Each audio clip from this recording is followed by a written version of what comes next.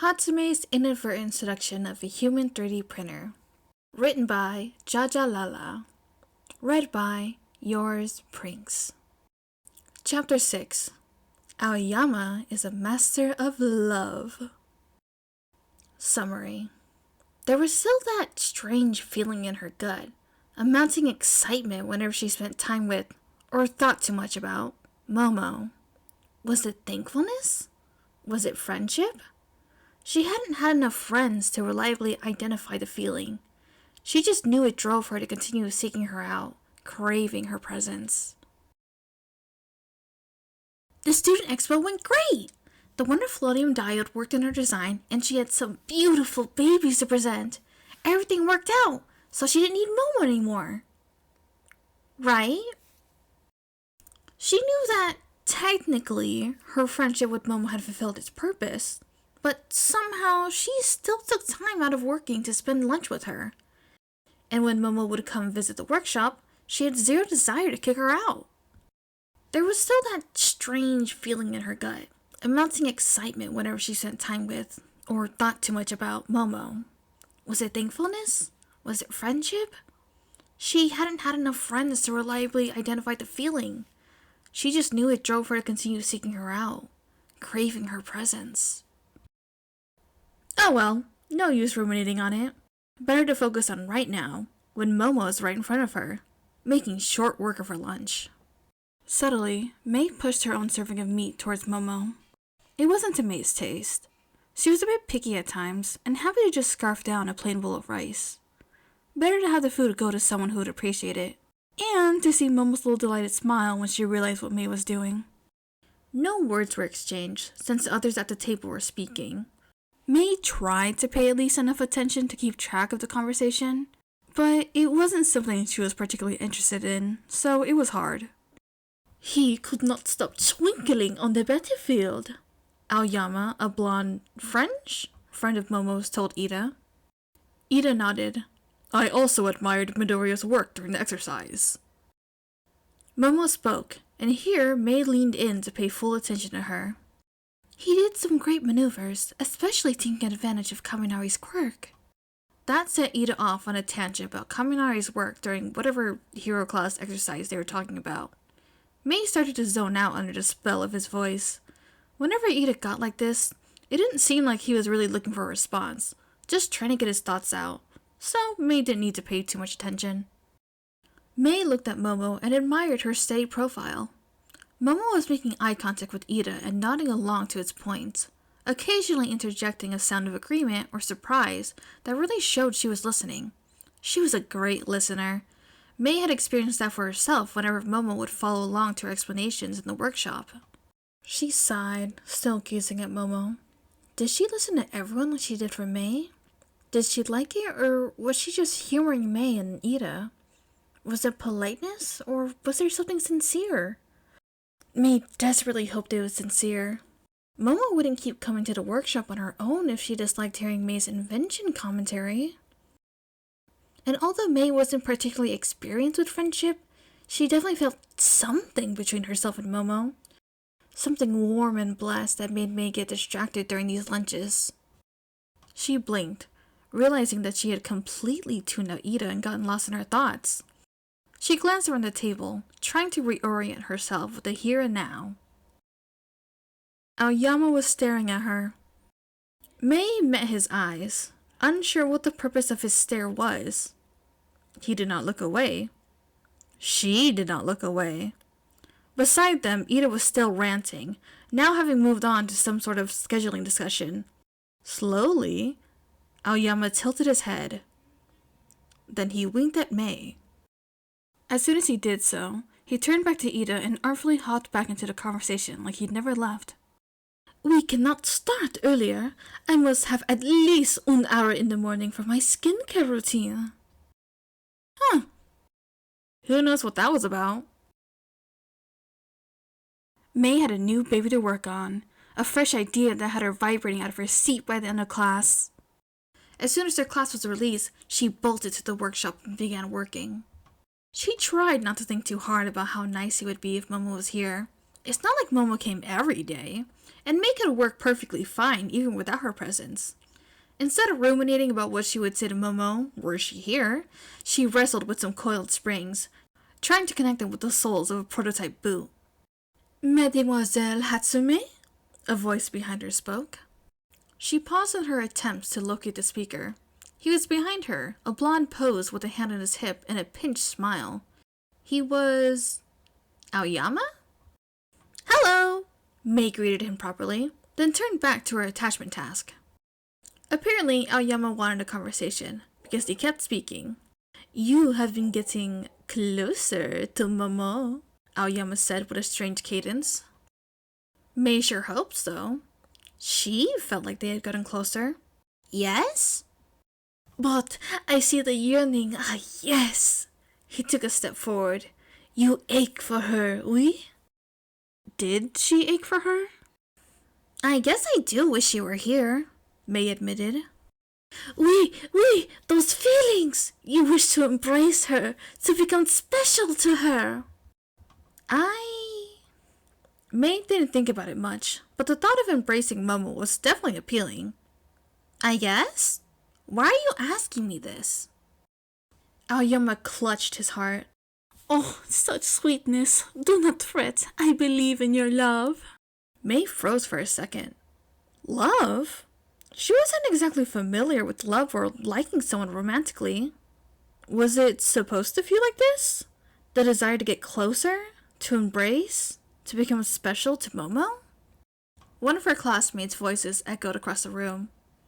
Aoyama, your belt repair is done. Aoyama chuckled. I must bid you adieu. He left with a wink, acting like he hadn't just dropped a bomb on May that she didn't yet know how to disable. May slowly turned back to her bench, but despite her usual focus on inventions, her brain was suddenly filled with nothing but Momo and love and like and what all those things were supposed to mean. She stared at her half-finished invention, wondering what Momo would say if she saw it. Momo would be able to figure out its purpose in an instant. She was smart. So smart. Who wouldn't want to spend several hours talking to her? Who wouldn't daydream about and ache for a woman who was so smart, kind, gorgeous, thoughtful, cute? May tried to think back on the few pieces of romance media she had consumed. The kind of love they depicted came with clear sparkles, thudding hearts, and dramatic romantic declarations at key points in the narrative.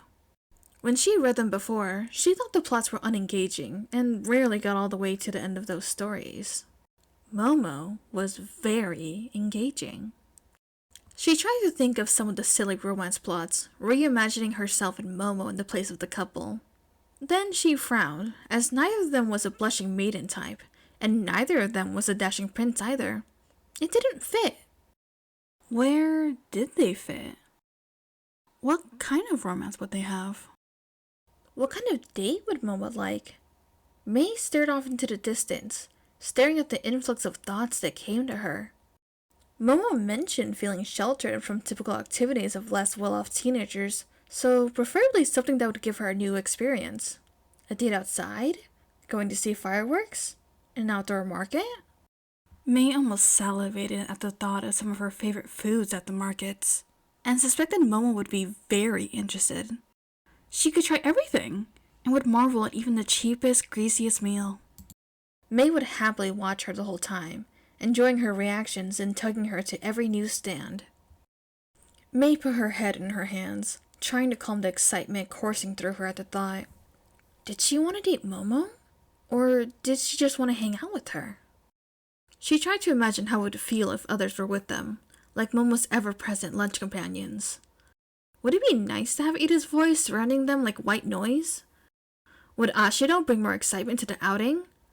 Would Sato provide valuable commentary on the preparation process of the various foods?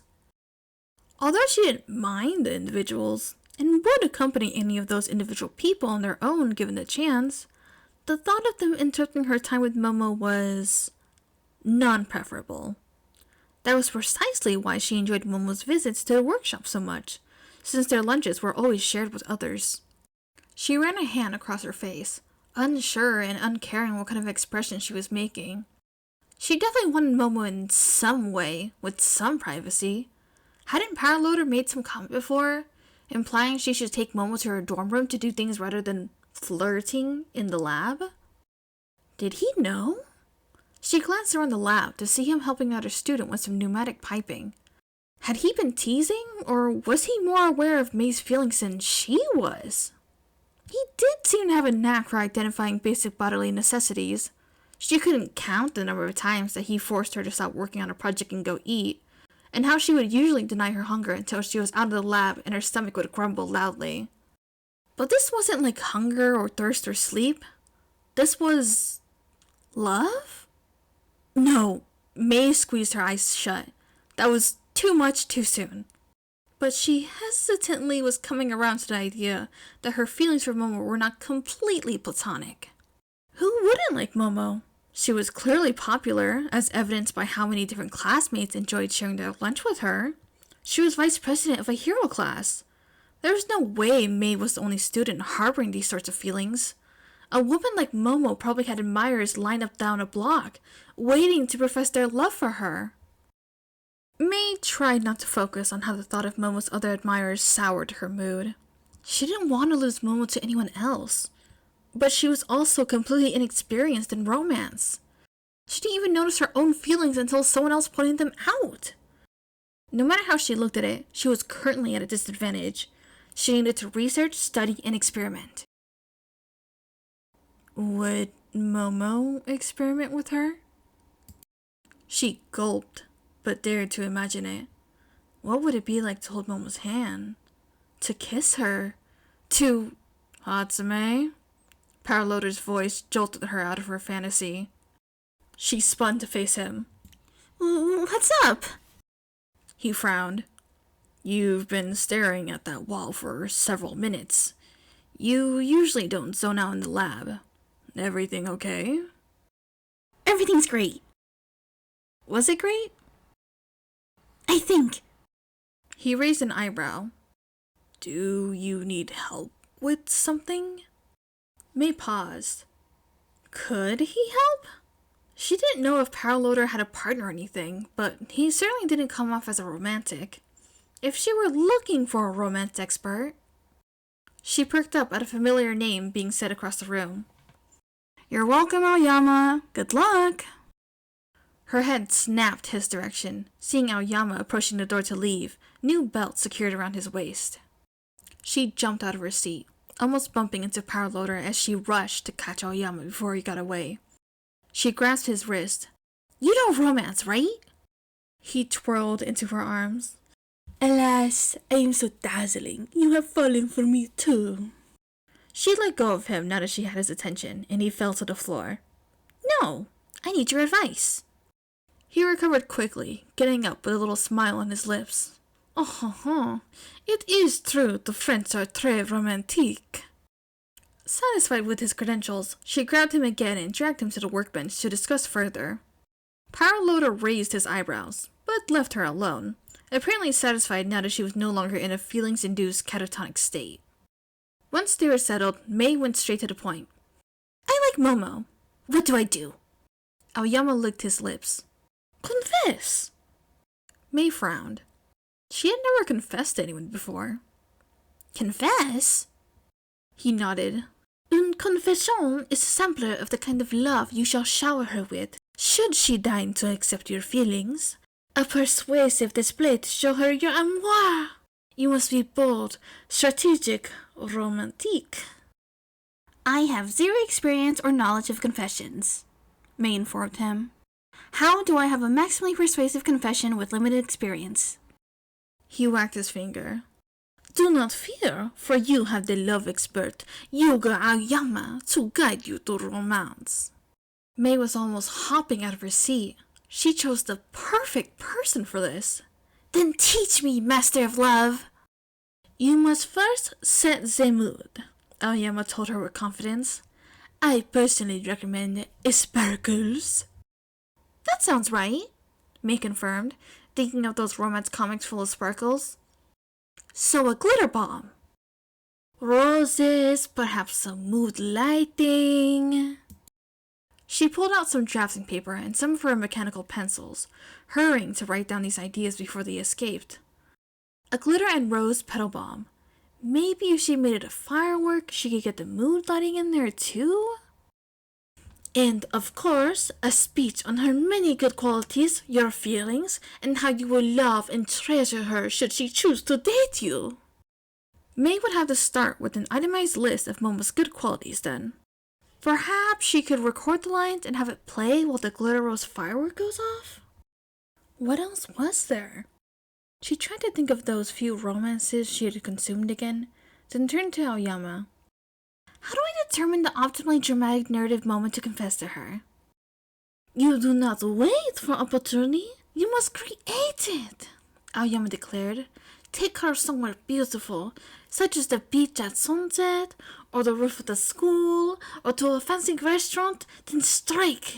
You must be swift and decisive. May nodded along, writing down the locations he listed. It took time to get permission to go off campus, so perhaps she should go with the roof idea. Perhaps she could surround the perimeter of the roof with glitter rose fireworks. Aoyama's voice was suddenly much closer than before as he leaned over her shoulder to look at her drafts. Are you inspired? Very! Thank you! He backed up, grinning. My work is done. Bye, Love Master, May told him with a wave as he walked away. He departed with a wink. May continued her sketch furiously.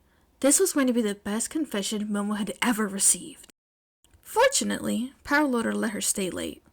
Although he told her to lock up and go to bed at some point, she knew better. Her newfound feelings were better fuel than anything as inconsequential as food or sleep. So, she was going to pull an all-nighter and get this new romance maximization baby done!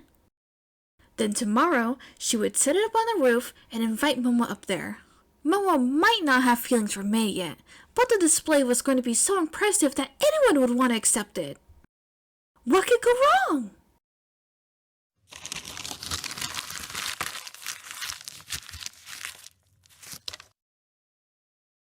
Author's notes.